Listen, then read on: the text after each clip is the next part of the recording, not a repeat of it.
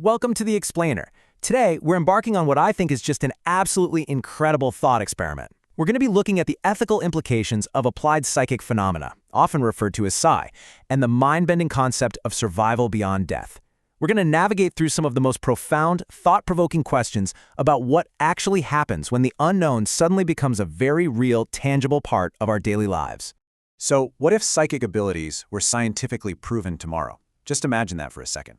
Imagine a world where the growing body of evidence for these phenomena suddenly demands immediate, real-world integration. We're talking about a reality where we literally can no longer just brush these concepts off as science fiction. As these phenomena become more and more accepted in mainstream scientific discussions, we're forced to ask the big questions.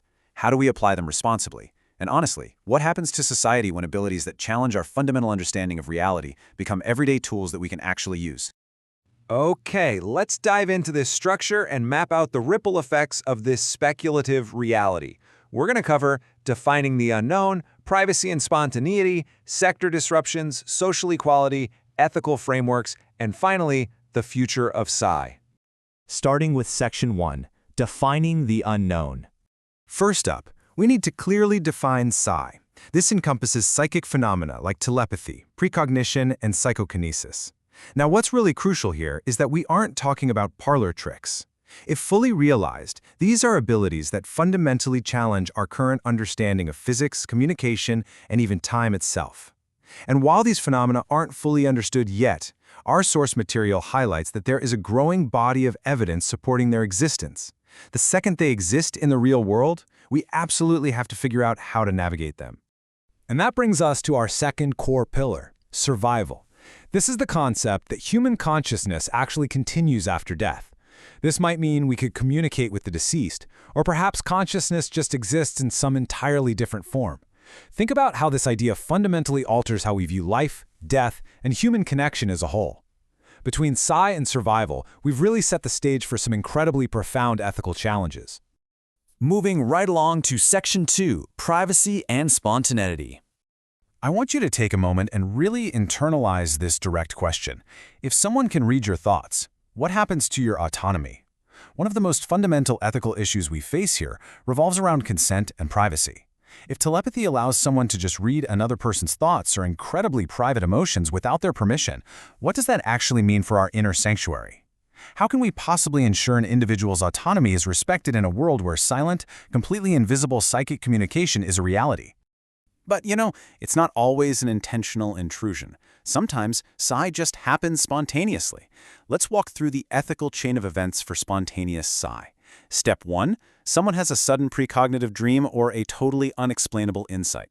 Step 2, this insight directly involves or affects a third party. And then Step 3 is where the real tension lies, assessing the responsibility to mitigate harm or share that information. If you suddenly foresee a distressing event happening to someone else, do you tell them? What if sharing that uncontrollable foresight causes them intense distress? Do you have a responsibility to fix it?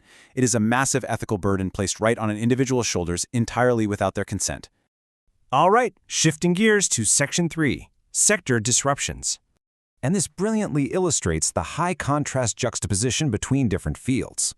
When we compare healthcare and business, the differences are just stark. Over in healthcare, the potential uses are almost utopian, right?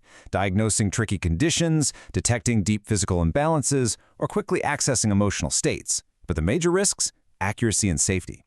The key question we have to ask is, if a psychic diagnosis is wrong, who exactly is liable? On the flip side, in business, the dystopian risks become very, very apparent. Imagine using precognition to perfectly predict the stock market or steal a competitor's strategy. It completely shatters the very concept of a fair marketplace. That kind of unfair competitive advantage could literally be catastrophic to global economies. And the systemic disruptions wouldn't just stop there. The more we accept the reality of Psi, the more we have to worry about abuse across society. We're looking at potential uses in law enforcement surveillance, intelligence gathering, and even the really dark prospect of political campaign manipulation.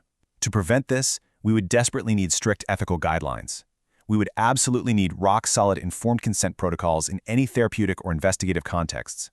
Plus, we need the immediate establishment of powerful oversight bodies to monitor and regulate how these abilities are used. Which brings us to Section 4, Social Equality. We are looking at a serious double-edged sword here. On one hand, we have the grim risk of vastly widening the gap. If certain individuals or groups have greater access to psychic abilities, it creates instant, massive disparities. The psychic haves would gain vastly better job prospects, immense political influence, and disproportionate access to critical resources. But on the other hand, consider the beautiful potential for healing the divide. The realization that consciousness survives death could foster incredibly inclusive perspectives on life. It could drastically revolutionize end-of-life care, bringing deep compassion to grief and loss, and fundamentally challenging existing power systems by uniting humanity under a shared eternal experience. So, how do we govern this? Section 5. Ethical Frameworks. First up is postmodern ethics. This framework basically challenges the whole idea of absolute moral values. Instead, it emphasizes the subjective nature of ethics. So, in the context of Psi, this asks us to look very closely at cultural contexts, historical contexts, and most importantly, power dynamics. It forces us to ask a tough question. Does using Psi to subtly influence another person's emotions or thoughts fundamentally constitute manipulation?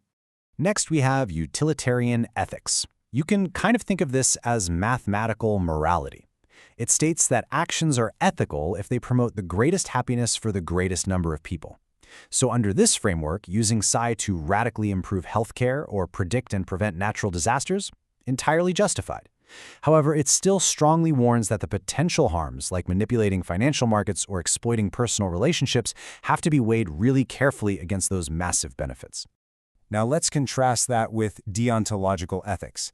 This theory is all about emphasizing duty and strict moral rules. So the crucial point is this. Under deontological ethics, violating someone's privacy by reading their mind is fundamentally unethical, regardless of the potential benefits. Even if you use telepathy to literally save a life, this strict rule-based framework argues that respecting an individual's rights and autonomy has to come first, absolutely without exception. Finally, there's virtue ethics. This framework shifts the focus entirely away from the rules or the outcomes and places it squarely on the character of the psychic individual themselves. The development and use of Psi should be guided by virtues like wisdom, compassion, and integrity. It dictates that it's not just about using an ability to achieve a goal. The process itself has to respect moral principles and foster true, holistic human well-being. Let's bring all these complex threads together in Section 6, the future of Psi. This quote perfectly summarizes everything we've talked about. The question isn't just whether these phenomena are real, but how we responsibly integrate them into society. As research into Psi and survival continues to evolve, our approach to applying them in the real world has to evolve at the exact same pace. We have to rigidly keep our focus on consent, privacy, fairness, and compassion to ensure these phenomena actually contribute positively to human rights, rather than destroying them. Which leaves us with one final incredibly provocative thought. Is humanity ethically mature enough to handle these abilities? Our ethical frameworks are really just the starting point for a much deeper reflection. Think about everything we've explored today, the potential privacy violations, the massive market disruptions, and that incredible, beautiful potential for healing. Are we truly ready for it? I want to thank you so much for joining me on The Explainer today.